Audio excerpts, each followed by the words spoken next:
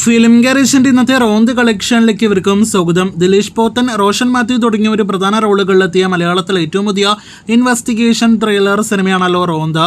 പോലീസിന്റെ night patrolling പ്രമേയമാക്കി തിയേറ്ററുകളിലേക്ക് എത്തിയ റോന്തിന്റെ 3-ാം ദിവസത്തെ കേരള ട്രാക്കിംഗ് റിപ്പോർട്ടും ആകെ 3 ദിവസത്തെ കേരള എസ്റ്റിമേറ്റ് റിപ്പോർട്ടുകളെല്ലാം തന്നെ പുറത്തു വരുമ്പോൾ കഴിഞ്ഞ ആഴ്ച തിയേറ്ററുകളിലേക്ക് എത്തി ഏറ്റവും നല്ല അഭിപ്രായങ്ങൾ ലഭ്യമായ സിനിമയ്ക്ക് ഇപ്പോഴത്തെ ഏറ്റവും മികച്ച ദിവസമായിട്ട് ഇന്ന് കേരള ബോക്സ് ഓഫീസിൽ മാറാനായിട്ട് കഴിഞ്ഞിരിക്കുകയാണ്. ഇന്ന് തിയേറ്ററുകളിൽ ഓടുന്ന സകല മലയാള സിനിമകളിലെ ഏറ്റവും ഉയർന്ന കളക്ഷൻ നേടിയെടുത്ത് മുന്നേറുന്ന സിനിമയ്ക്ക് ഇന്നലെ ഇതേ സമയം 44 ലക്ഷത്തിന് മുകളിലാണെങ്കിൽ ഇന്ന് 56 ലക്ഷത്തിന് മുകളിലാണ് കേരള ട്രാക്കിംഗ് ഗ്രോസ്.